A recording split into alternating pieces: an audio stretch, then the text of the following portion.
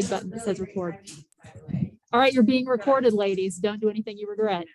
Oh, I think I'll mute my face then. I'm so overwhelmed. I couldn't even learn. What'd you do? Jana, Susie, Kelly, can you guys hear us? My cup is full right now. Okay, that's good enough, Dana. We're good. It's a good training. Susie or Kelly or Jana, can you guys hear us okay? Yes. Okay, thank you. Yes. Yes. Right, so I think it's 1 o'clock, or 12 o'clock. We're a minute late. Better get going. Okay, so we're gonna talk a little bit about anxiety. And I don't know about you all, but I have a little right now.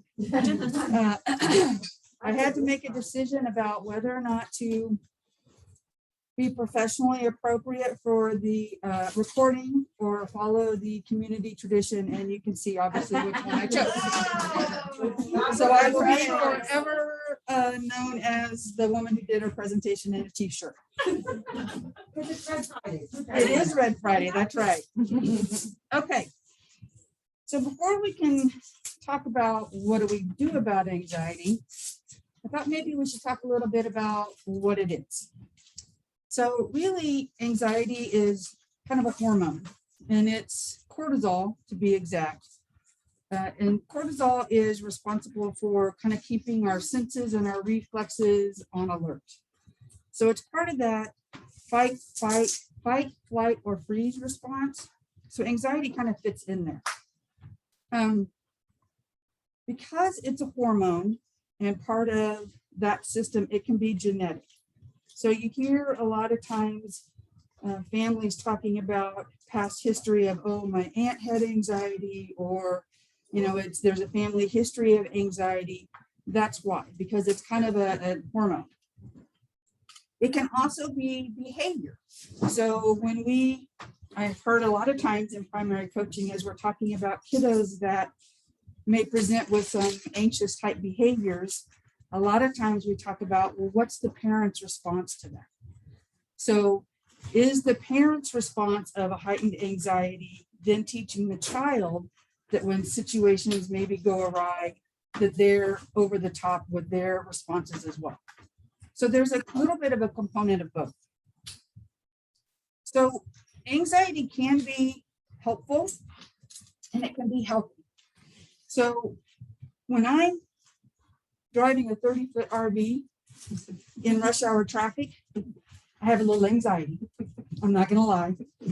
But what it causes me to do is to scan. I'm looking at both of my side mirrors. I'm looking at my rear view mirror. I mean, I don't have a rear view mirror in the RV, but I have a backup camera. Trying to make sure, I'm scanning to make sure that there's nothing coming to me that's going to be dangerous for me. So anxiety can be helpful in kind of figuring out what's going on around us. It also can help motivate us. So I have high anxiety when I do presentations, kind of like today. But it prompts me to be prepared, to go out and figure out what it is I want to talk about, because really, I don't want to look like some, buddy that doesn't know what they're talking about. So that's the anxiety that motivated me to go out and prepare, do some more research, have a better understanding of what anxiety is. It's also very individualized. So the things that make me anxious may not faze Hannah at all. And so it's my anxiety, things that make me anxious, and then how do I approach and deal with those? So I read just a little bit of a clip. 91% of adults who participated in a recent study admitted to having anxiety. And so this prompted the researchers to try to take a different look at anxiety. And that's where they started talking about everybody has it. Everybody experiences it at some point in their lifetime. And so what do we do with that? Children have the most common mental health issue is anxiety. However, only 10% of those present with enough clinical significance to be diagnosed with anxiety. What does that diagnosis look like? Well, for us, we use the DSM-5. It's a diagnostic statistical manual. They don't even offer an anxiety diagnosis for kiddos under the age of 4. So for our population, we would not be able to officially diagnose them with anxiety. It just doesn't exist in the manual. However, we do know that there are some kids in our population that demonstrate a pretty significant response to situations. So we have a pretty good idea that we're talking about some anxiety there. So for our population, really what we need to look for are 2 things. One is the anxiety or the behavior, the symptom of the anxiety really impacting their daily functioning? So you have a kiddo who loves to be outside, but as soon as the neighbors come in, they're running right back in the house because they're fearful or they're anxious of interacting and playing with the other kids. So that's impacting their ability to do something that they really enjoy doing. And then second of all, is the child's fear or reaction out of proportion to whatever the situation is? So, if there's something that happens that's fearful, it's going to be typical for a child to maybe cry or cling to your parent or to the parent or do something like that. But is it really over the top? And that's kind of what you're looking for. I will say, so Monica asked me if we needed remotes for today's presentation. I said no. I went old school. This is all of my notes on a yellow legal pad. Hannah's much more technology focused because she's got her little laptop, but I got my yellow notepad. You can tell our age difference there. So why is it that it's so hard to diagnose a 3-year-old, a 2-year-old with anxiety when it's pretty clear that that's what's going on? Part of it is because anxiety presents in ways in kids that are also typical. And so it's hard to sometimes differentiate what is a typical response versus, gosh, what is this really about anxiety? So I wanted to just touch base real quickly. There are 3 ways across the continuum: children, adolescents, adults, 3 ways that anxiety really can present itself: physical, emotional, and behavioral. So when we stop and think about physical responses for kiddos our age, you're talking about being very restless, having trouble falling asleep, staying asleep. They may act like they have a stomach ache or they just don't feel good. Okay, well, gosh, how many times have we talked with Lori in primary coaching about a kiddo who's struggling with sleep? So what becomes, this is typical behavior and what's over the top? Emotionally, you might see lots of frequent crying. They might be more sensitive or moody. You might see some social withdrawal. Okay, again, kind of typical behavior for some kids under the age of 3. As they're beginning to explore and learn about their world, they're going to have some different fears that maybe they didn't have 6 months ago. And then we have behavioral. So we're talking about some aggressive behaviors, some tantrums. They're seeking reassurance from their parent, frequent tantrums. Okay, that could also be a kiddo who just doesn't have the language to tell you what he's going on with them, so he's acting out. Fears around bedtime. There's some rigidity in their routines. They want things to be just the same way.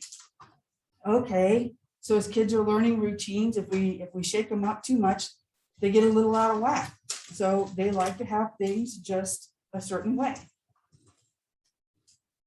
So let's talk a little bit about kind of what that looks like for age ranges.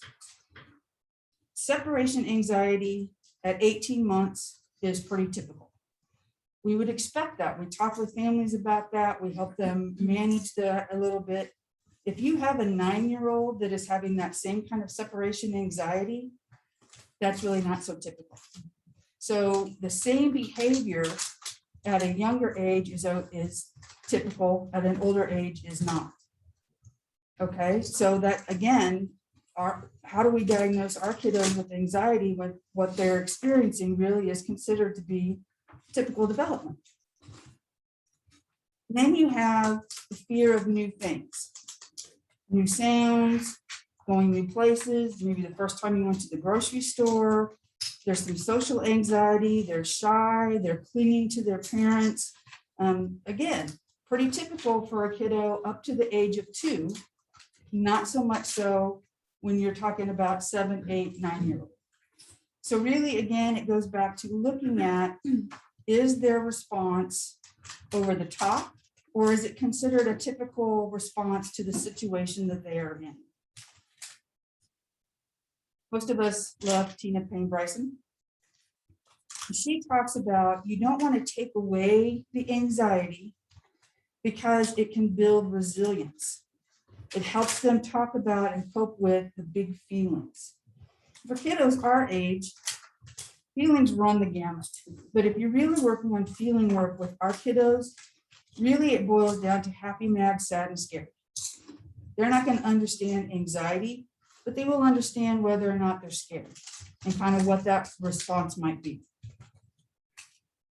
So for kiddos our age, it really is about what do you do to help reduce the symptoms, the behaviors, or the whatever it is they're presenting. How do you manage that? And then that's where Hannah comes in. But let me stop. I went over a lot of stuff. I went over it pretty quickly. I know that the meat and potatoes is really what Hannah's going to be talking about. But are there any questions that you have about kind of what I went over briefly?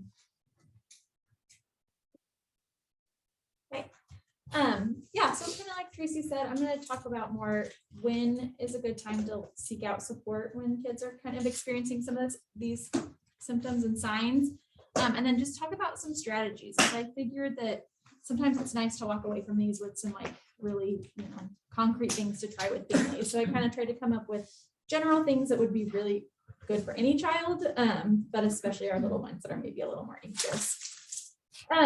So, like Tracy said, everyone experiences anxiety. It's part of being a human. And in that early childhood years, there's going to be a lot of fluctuation to that anxiety. And even just looking at separation anxiety in general, like Tracy said, it's peaking around 18 months, but it's showing up around 5 to 9 months of age. It's peaking between 10 to 18 months, and then hopefully starting to resolve its. I thought you raised your hand. See. Starting to resolve by the age of 3. So if we're thinking about our population, it's very age appropriate for them to be experiencing anxiety during their time in our program. And that's just looking at the separation anxiety piece and not even thinking about the social anxiety and just the general anxiety that some kids can experience just in life based on their temperament and their personality types. So really what I feel is the best thing about this program is that for kids to get support is that we don't have to diagnose them, because that can be really challenging, and we can't do that until they're a little older. And I think it's not always necessary. And I think that can sometimes add fear and anxiety for the parent. They're on its own to have their child getting a mental health diagnosis this early. So that's what I love about our program, is not having that restriction, which we would have in pretty much any other sort of program. So really what I would say, I feel like I've had a question, a lot of people asking lately, like, at what point do I call you in? Like, how do I know that this is outside what's typical for a child? And really what I feel like is it doesn't have to feel extreme, and it doesn't have to feel like it's going to fall into that clinical point. I think really just if it's impacting routines, it's impacting relationships in the family, like causing tension between the parent and the child relationship, or causing tension between the two parents because of how challenging it is to support this child. or causing, struggles with a sibling because of the dynamics in the family, or just impacting routines. If you hear families talking about, things that they're not able to do anymore, or just talking a lot about, a specific part of their day that is just super challenging. I mean, those are great indicators that I would be happy to come out and, or just even talk through it with you guys. So always feel free to reach out when something like that's happening. The other thing I would look for is a big discrepancy. So if, you feel like you see a child in one setting and, at home, and then in a different setting, and the child is very, very different in those two settings, I think that can sometimes just be an indication. I tell families all the time that, it's normal for kids to behave differently in different environments because there's different expectations and there's, different caregivers, different rules. So that is normal for kids to act different within different settings. But when it becomes to a point where it's like, you feel like you're seeing almost a different child, or a child that you would think developmentally is really different based on the how they behave in those two settings. So I think those are kind of two good indicators, but again, don't feel like you have to sit around and wonder about when it's time. We're here.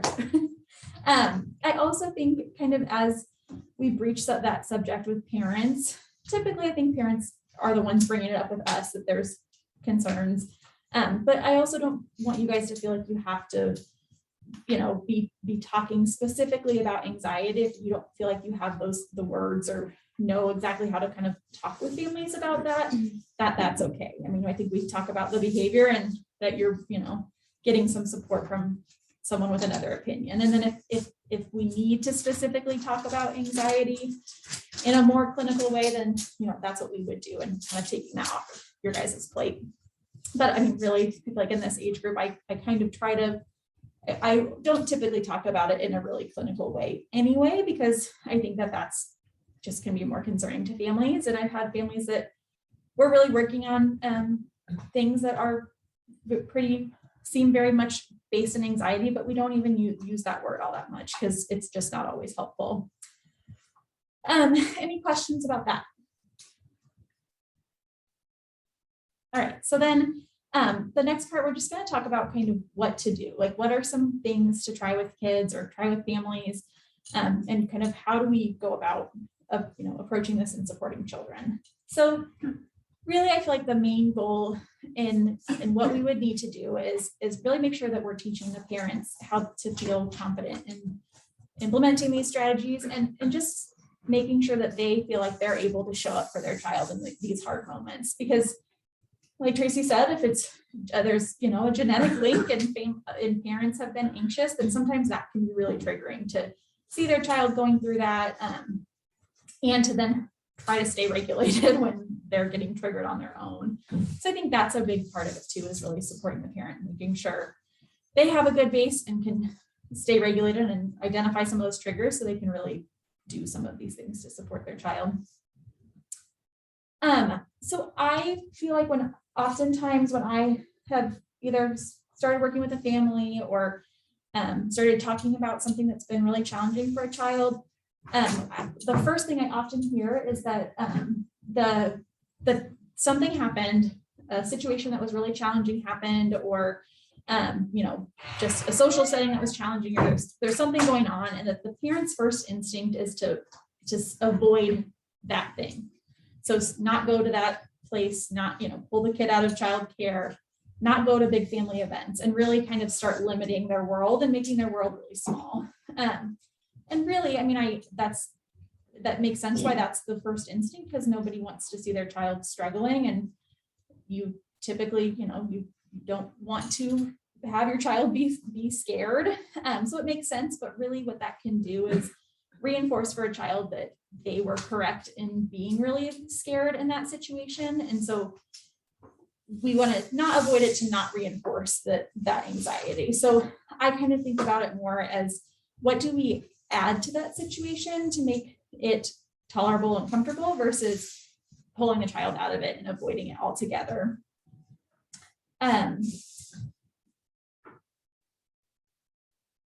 About kids in a few different ways. And I've had some kiddos that their temperament is just a little more anxious or just prone to kind of respond to things in a more fearful way. Like, some kids see a new toy or a new person or a new place and it's super exciting and right away they're interested in exploring. And then there's those kiddos that everything takes a minute. They just kind of need that time to warm up and to figure out how they're going to, what's happening with that item or that event. And I feel like with those kids, that's just kind of their tendency. I really like to kind of work with parents about just trying to help the parent join the child in those moments and like stay curious with the child. So rather than like, just trying to say, it's okay, that's fine, that's just whatever, you don't need to be scared.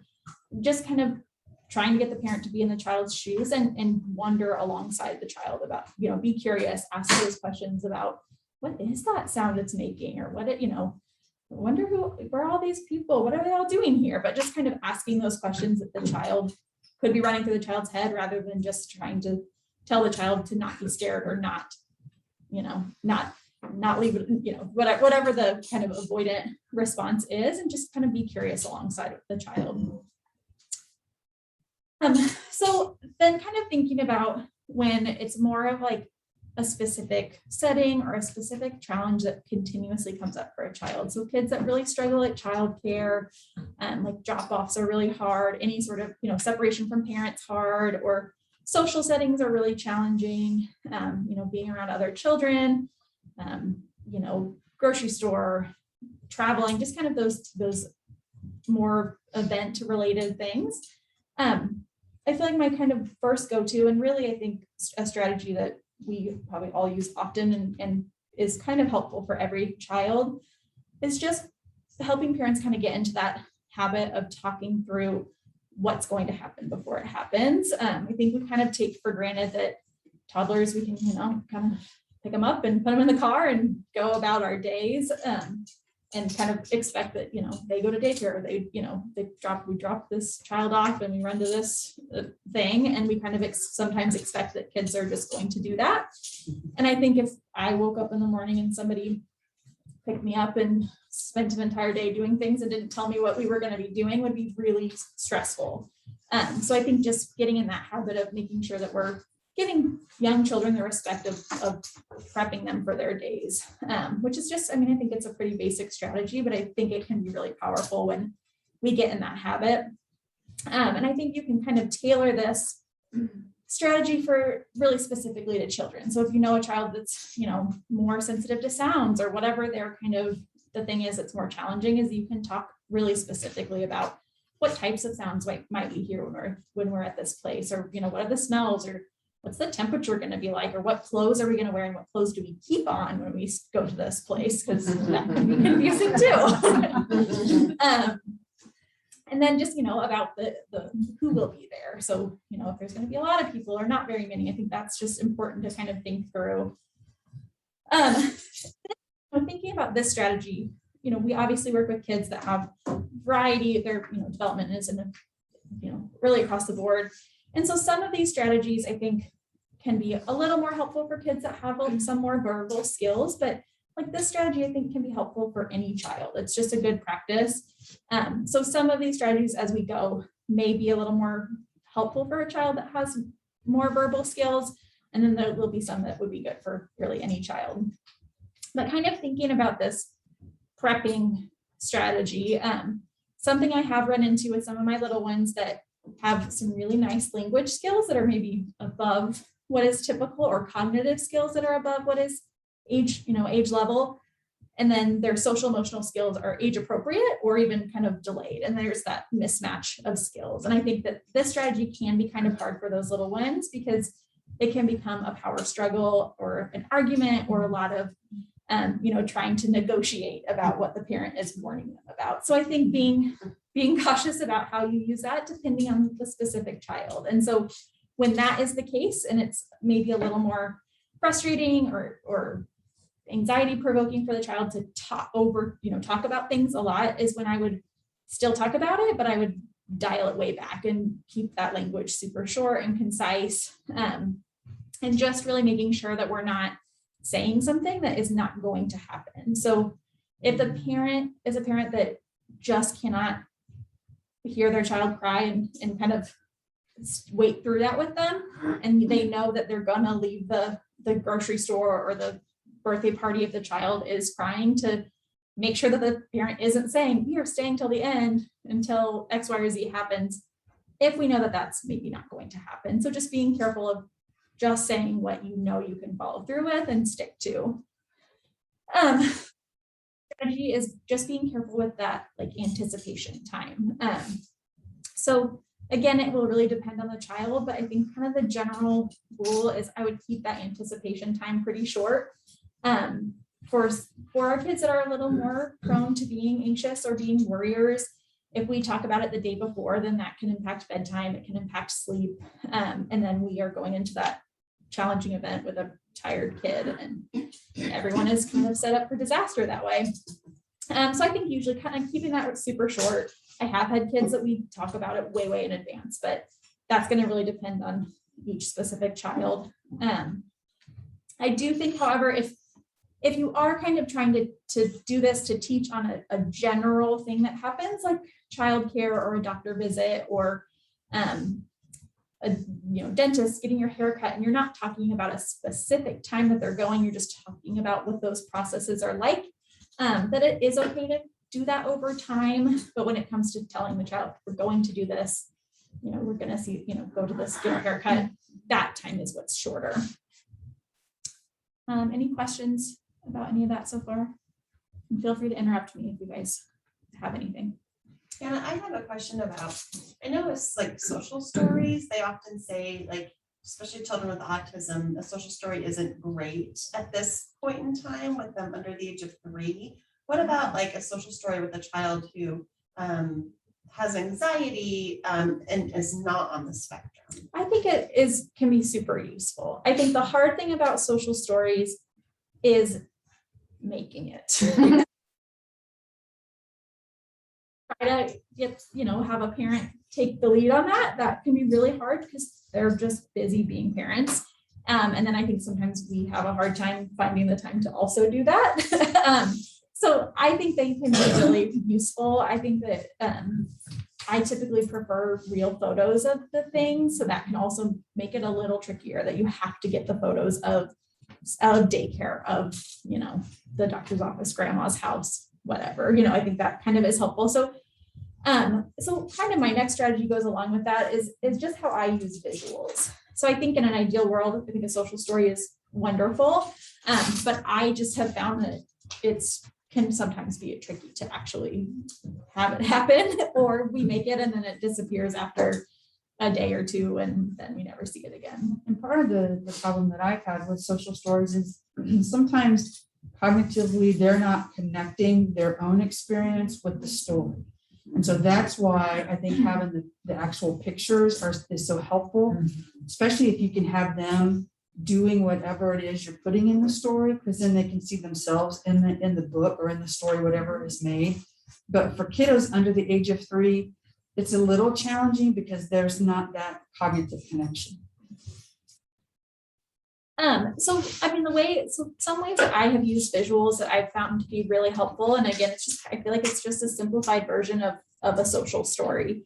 One thing I often do for a lot of the kids on my caseload is I send my headshot to the family. I text it to them before our visit. And that's just, then the family can show the child who is coming. And especially, since COVID, it's been really helpful because they can see our full faces because they're not going to during the visit. I also, if I have a consult with somebody with coming into one of my little ones, I will usually send, go on the website and grab whoever's, headshot. I've had Megan's picture, Dana's picture on my phone for a while. Kind of creepy, but I deleted them. Oh, again, to give that child a visual of okay, now there's a new person joining, and who is that person going to be? I've also had, encouraged families to use, like, if the challenge is around like a family event or a social event, use social media, have the parent use social media to find pictures of the people that are going to be at that birthday party or that family event, to be able to kind of talk through some of the people that might be there. And it's probably more helpful when the child has met those people, to kind of just give that refresher. Oh, hey, we went to so-and-so's house and we played in the backyard. But I think even for some of the unfamiliar people that the child maybe doesn't know of, just like, there's a face that we might see. I have found you can truly find anything on YouTube or Google. I have used like YouTube and Google to find videos of like, inside of a grocery store, like what the inside of an airport is like, which is really helpful to have that audio that you can hear the announcements and the weird alarms, and that there's going to be lines of people and that we have to stay in certain areas. So obviously screen them before you would show them to a child or a family. You never know, but there's a lot of good. I think like I even just recently with two kids, one we were talking about a car wash, and then one it was about a haircut.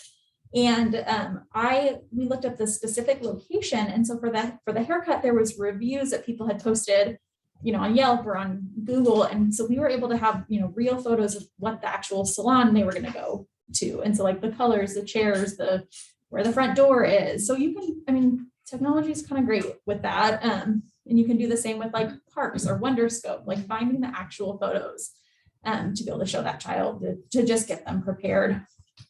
And really, I think a lot of these strategies, like, if we're thinking about anxiety from that body cortisol experience, that the child is on high alert. And if we can kind of help all of those systems be ready for the input that they're about to receive and kind of have some practice or just some awareness about what's going to happen, we can hopefully kind of lower some of those things that they're going to be experiencing.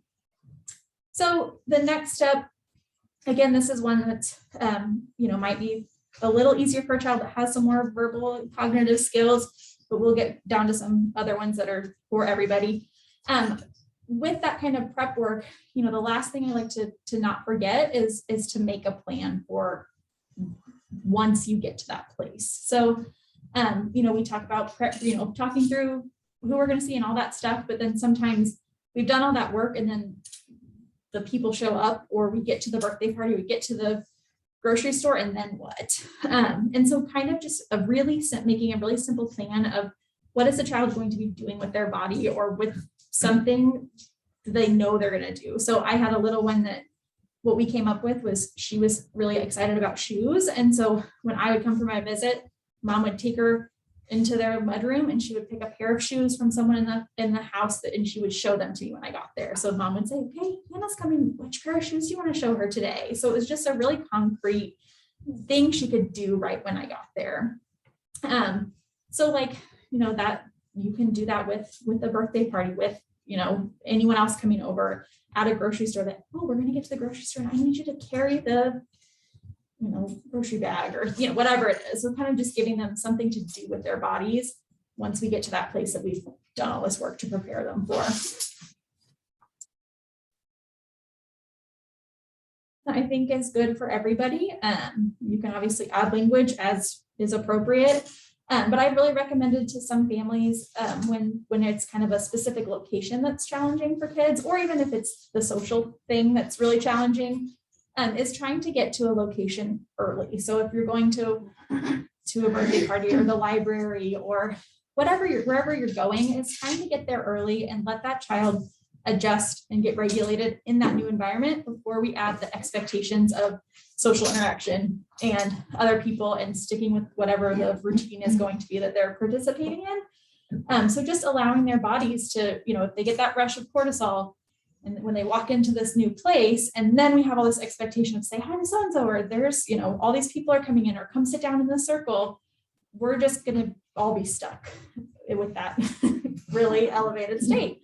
So if we can get there, they have that kind of initial rush or maybe panic, and then we can get regulated again, we're going to be in a better spot to start the activity. So yeah, talking about like, hey, look, there's some balloons, or there's the potty, or this is where we're going to eat snack together, but really giving some of those showing them those specific places. And again, listening to the different noises and sounds that they're going to hear. What I like to do with that is, and this is kind of home and out in really anywhere that the family would go with a child, maybe other than like the grocery store, but having, if they're going to go spend some time somewhere, finding a home base. So if you're going to get to the place early, kind of trying to pick a spot, like a specific corner or a bench or a table where that's going to be your check-in spot. So ideally could have a little bag, like a little backpack or something with that you have a familiar cup with, familiar drink from home, a snack, and maybe like a book or a toy, things that are just kind of calming, that they can bring to those places, and they know exactly where to go to seek that out. I typically recommend that parents practice it a couple times before you really get into whatever the event or the activity is. So we found the place and, label it for the child, and then, go check out the playground, and then come back and let's have a quick little snack at our spot, and then go back to play. As far as doing that at home, like a calm down spot is awesome to have, and like a calm down kit, which we'll talk about a little bit after that, but that's kind of a way you can use that. If you practice that at home, that you can use it out in public as well. So kind of, if we're thinking about all this kind of prep work that we do with kids, once I think, we've talked about this at team meeting with kids that are struggling with different things, is once we've prepped and we've tried is set the bar super low and have some short, quick experiences. So, I feel like I've heard Lori a million times say you go to the grocery store and you get one thing or two things and you get out of there. So maybe the same with the park or at a play date, that we got there, we did something really quickly, then we got home and it was okay.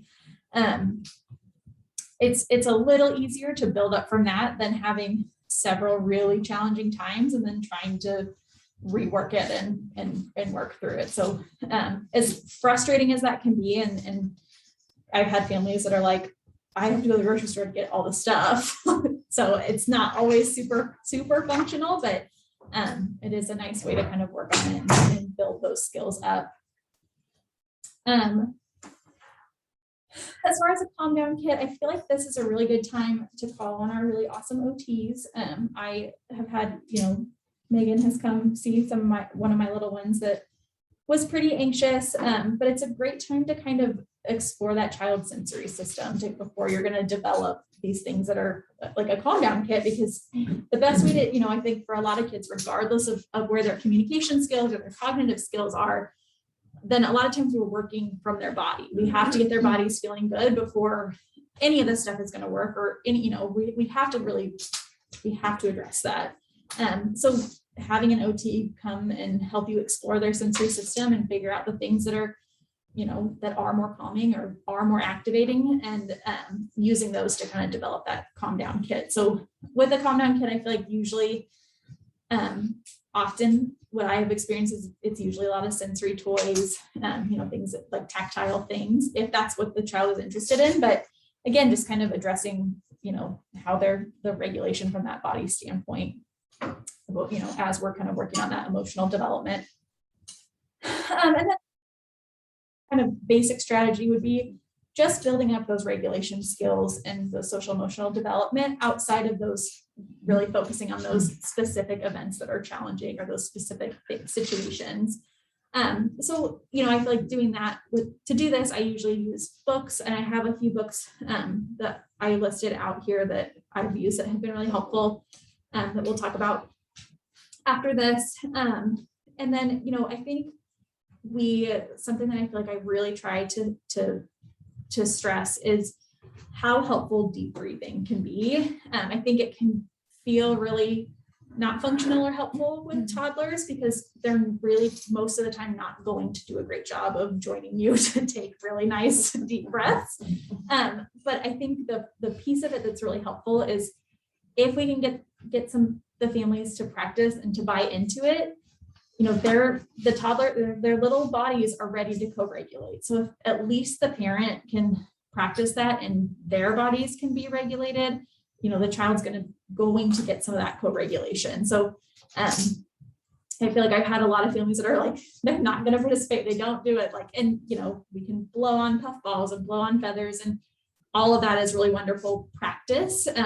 But when it comes to like a true deep breath that's going to slow your nervous system down, toddlers are not great at doing that. But if the parent can do it, then it's something that they can practice throughout life, and they eventually will get better at it and be able to take deep breaths that are going to lower their system. But in the meantime, we really just use that regulation to bring them down. Well, one of the things that I've used in the past to get kids to take a deeper breath, because that's really challenging, is one of those really cheap pinwheels that you can get at like the Dollar General store. Because it's an instant gratification thing. So if you take a deep breath and you blow it and the pinwheel moves, then it's kind of fun.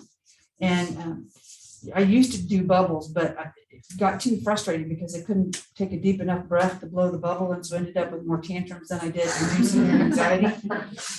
So I learned about the pinwheel, and it doesn't take a whole lot of breath to make it move, but it then kind of helps just lower everything down. It's a distraction from what their anxiety is, because it's a fun thing to do. And then as the parents are demonstrating, they're taking deep breaths, they're regulating their own self.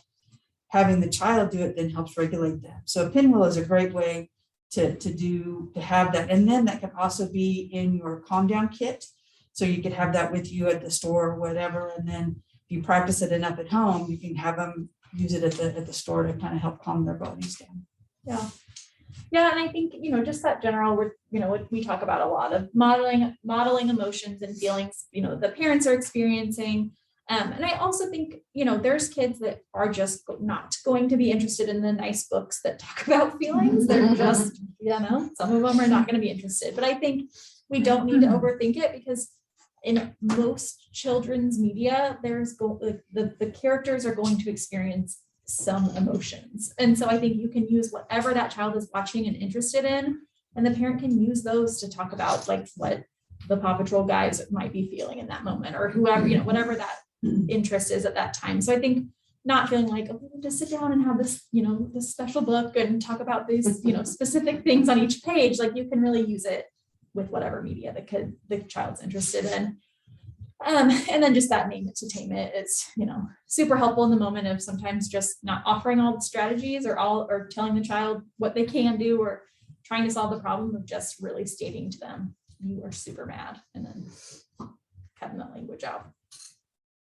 And then kind of just circling back. I mean, I think just making sure that we're remembering about all of these things are nice, but if the parent is really struggling, or they're super triggered while this is happening and their bodies cannot come down, that it's not going to be really helpful. So just making sure that we're circling back to the parents, and knowing that oftentimes it's helpful to not just tell them these strategies, but try it out in the moment with them. So you get to be the person that's the kind of regulated person and trying it in that hard time. And then sometimes those things don't work. And then you also got to be with the parent and see like, oh, I'm the professional and I cannot get this to help at all either. So that can be just nice for relationship building, that we're not perfect all the time.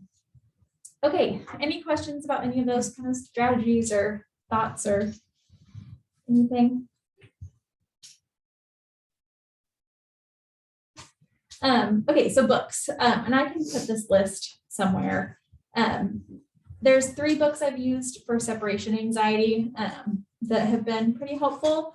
The Kissing Hand is a good one.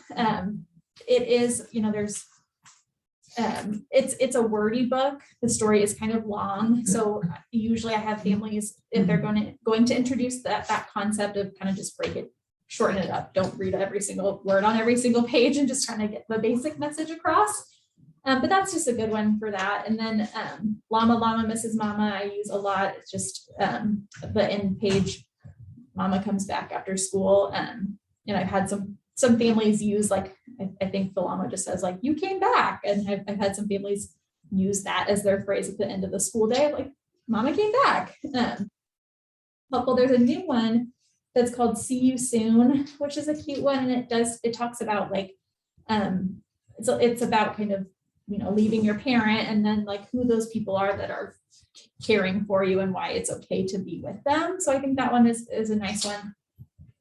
As far as like the, teaching emotions, breathing, that kind of stuff, there's a cute book that's called B is for Breath. And it is like an ABC book, and each letter is a, word about something that's, some way that's calming.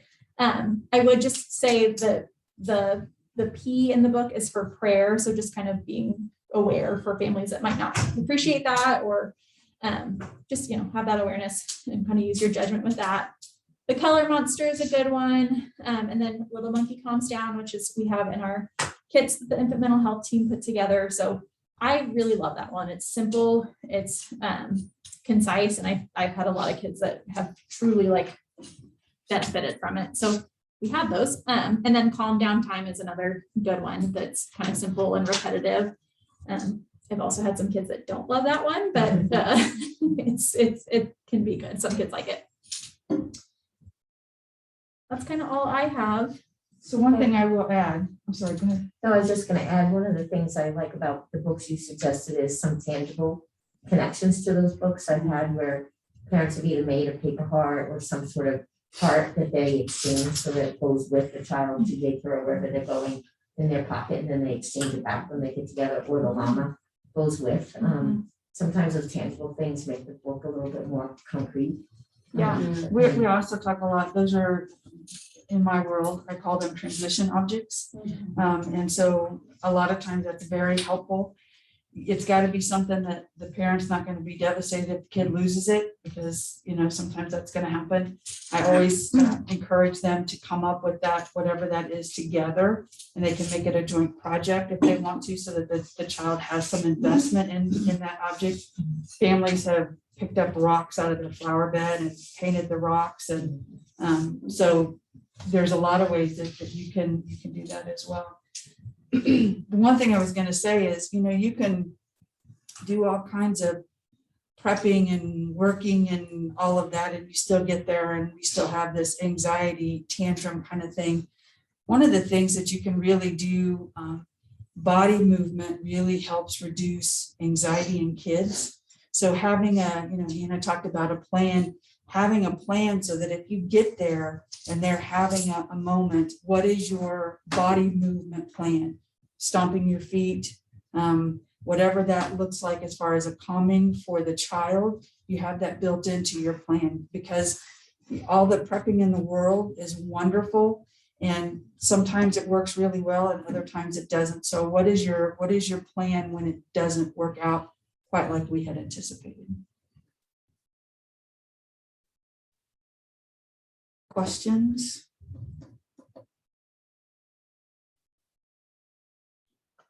I have a question that kind of goes along with what you're talking about, Tracy. So when you go back the next week or two and the family says, yeah, we've tried that and it just doesn't seem to be working.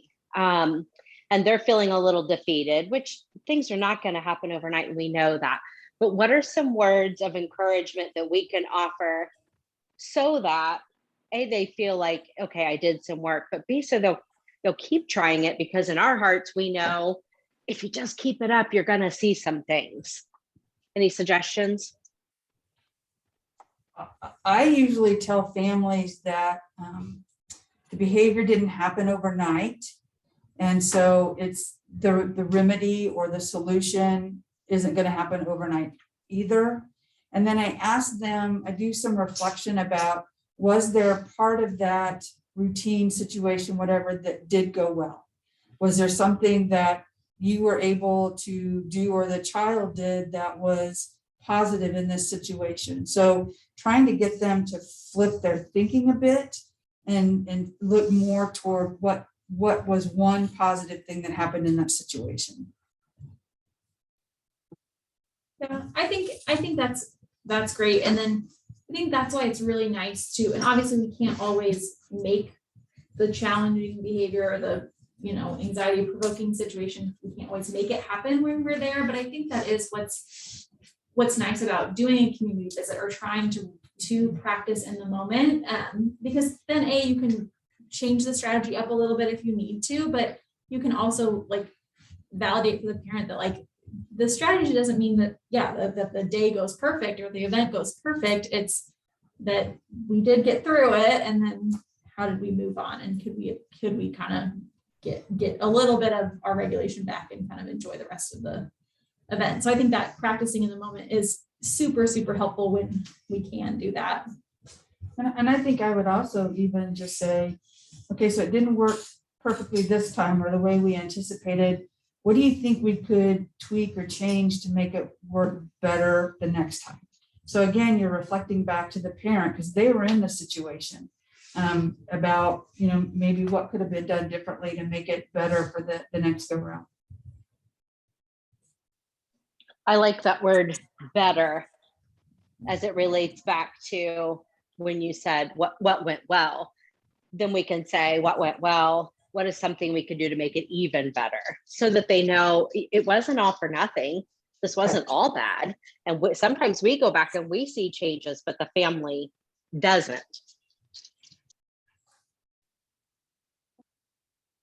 I think knowing that, just like what we talked about with it's a win that you didn't avoid the situation. So even if it went really poorly, you didn't avoid it and you tried again. So I think that knowing that that's progress on its own. Yeah, that's a good point. I feel like I just said it some bed was that I was with. I just feel like I always equate, because we always equate it to walking, something tangible for a parent. We pick a child up how many hundreds of times to walk. We have to practice all of these things. This is a skill we're trying to teach them. We're going to have to practice it 100 times before they're going to be successful at it. It just makes it more, I talked about that in sleep. Like, I reached the 2 times, then the 3rd time, I'm like, that's a lot of practice, just like walking. So I don't know. I just feel like parents kind of get that sometimes because it makes it more black and white. Yeah. And I think, even just general behavior strategies are tricky because I think the parents want that thing that if I say this, if I do this thing, this won't happen. And so I think, but focusing on this is skill building. This is not the fix all for this thing to happen. It's just it's a good way to learn in these hard moments. One of the we've all experienced is parents are the ones that enter into these situations with just as much anxiety, but sometimes the focus is on the child, like you're sharing today. What are some ways that you found have been helpful to bring up that conversation with the parent to open up their awareness of their own anxiety to, sort of put that in play first? So I think that can be tricky because I think there's some parents that are like, all right, you're here teaching my kid whatever, like I don't need to tell you my stuff. So I think that can be tricky, but I think, building that relationship, I think sometimes that piece is what comes later.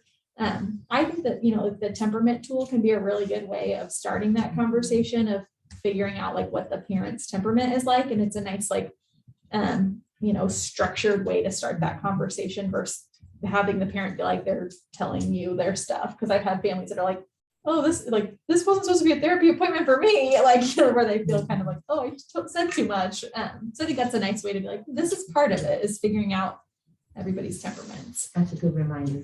Yeah. And I've often said things like, it sounds like your child was pretty unregulated in this situation. Tell me about where your regulation was.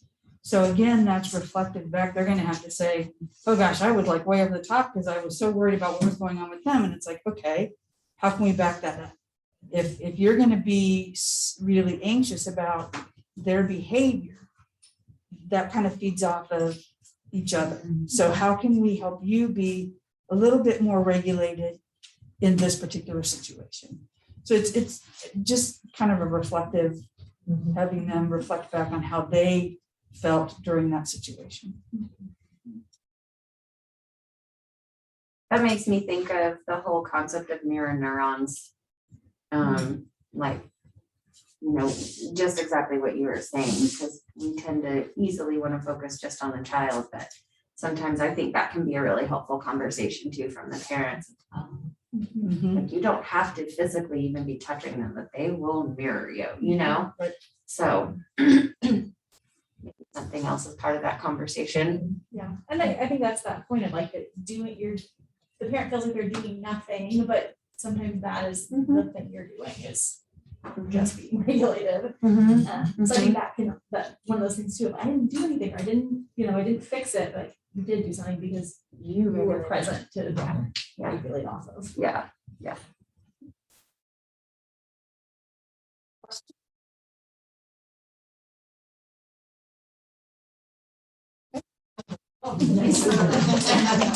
Tracy's anxiety. Burn it. My presentation here. Being regulated, you know. All right, Dana, how do we turn? You're gonna- You got distracted. Does everybody know about the calm down kits? We talked about it in South Team. I forgot to do it.